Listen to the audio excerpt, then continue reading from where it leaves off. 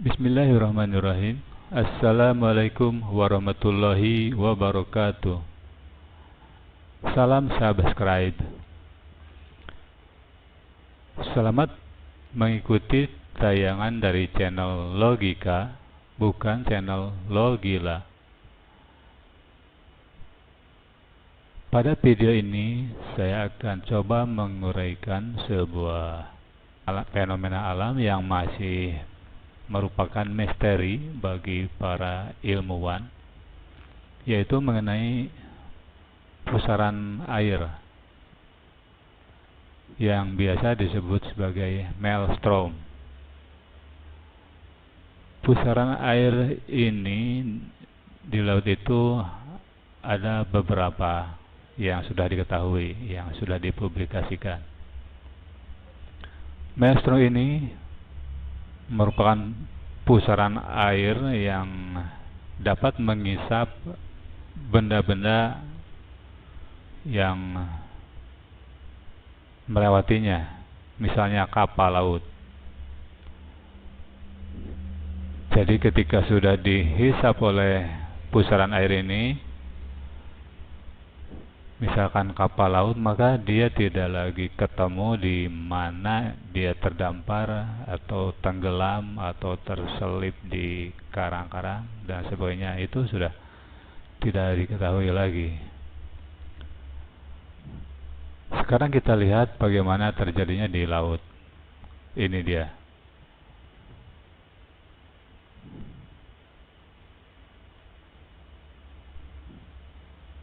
Jadi sudah diketahui ada beberapa maelstrom yang mempunyai kecepatan hisap yang berbeda-beda. Ini salah satunya di Norway. Kemudian ada juga di Jepang dan lain-lain. Untuk membahas ini, saya coba membuat sebuah percobaan dengan menggunakan sebuah bola plastik seukuran kepalan tangan kita. Nah, ini dia, kita coba putar. Nah, kelihatan di sini ada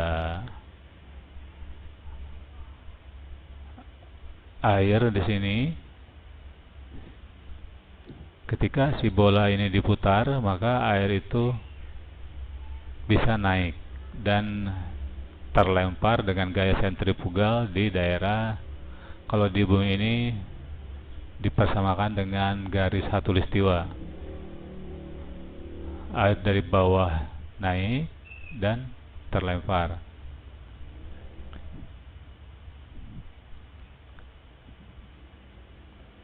Kemudian ini percobaannya dengan air yang saya persamakan dengan air laut gitu.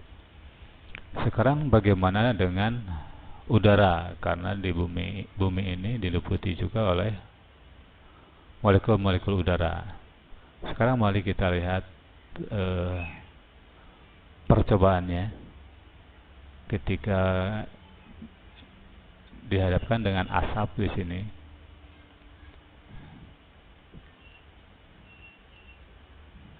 Ini kelihatannya konsisten akan seperti ini.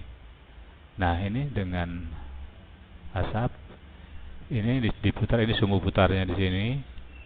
Kalau ini kutub selatan, ini kutub utara, begitu. Kita putar. Nah, kelihatan ada hisapan.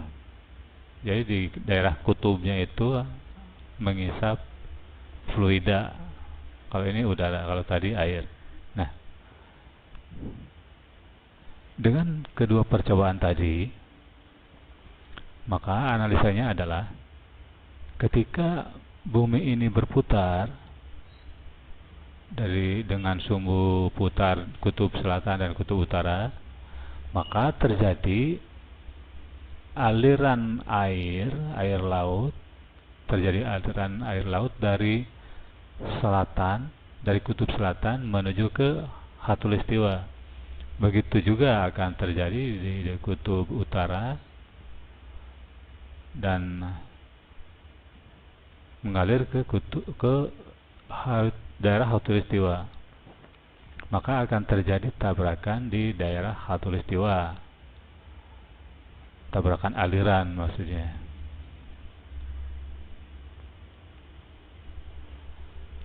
Ini ada data animasi dari NASA. Kita bandingkan teori yang tadi, analisa yang tadi dengan gambar animasi ini.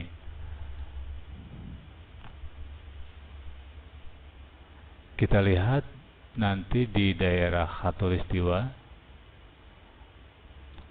tempat terjadinya tabrakan aliran dari kutub utara dan kutub selatan.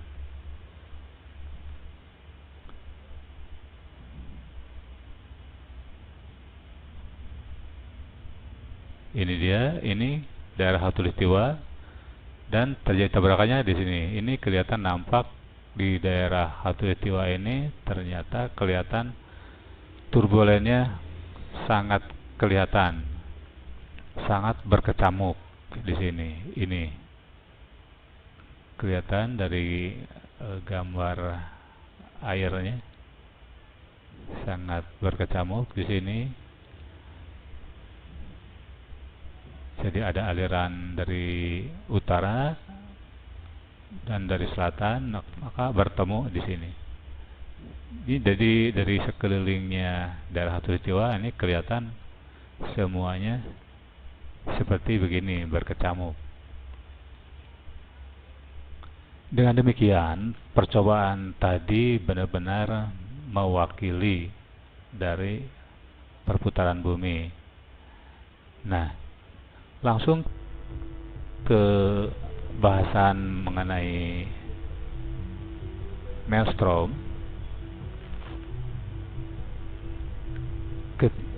Di percobaan tadi bahwa air itu mengalir dari selatan ke khatulistiwa atau dari utara ke khatulistiwa dan dilontarkan di daerah khatulistiwa, itu kalau dalam bola tadi.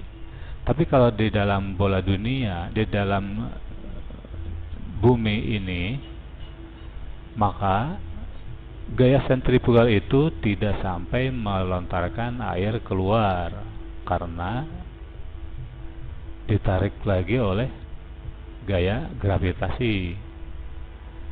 Nah, kedua gaya itu, gaya antara gaya sentrifugal dari putaran bumi dengan gaya tarik bumi atau gravitasi, maka terjadilah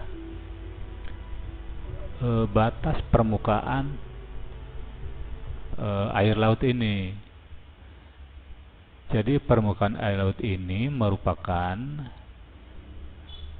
hasil dari dua gaya yang bekerja, yaitu gaya sentrifugal dan gaya gravitasi. Begitu. Dengan terjadinya aliran ini tetap merupakan terjadi lontaran di sini di daerah khatulistiwa, merupakan keluaran dari aliran air dari selatan ataupun dari utara dan dikeluarkan di daerah khatulistiwa. Jadi kalau ada barang yang terisap di sini akan ada hisapan-hisapan, akan ada yang hisapan air ditarik ke daerah khatulistiwa dan dilempar di daerah khatulistiwa. Nah,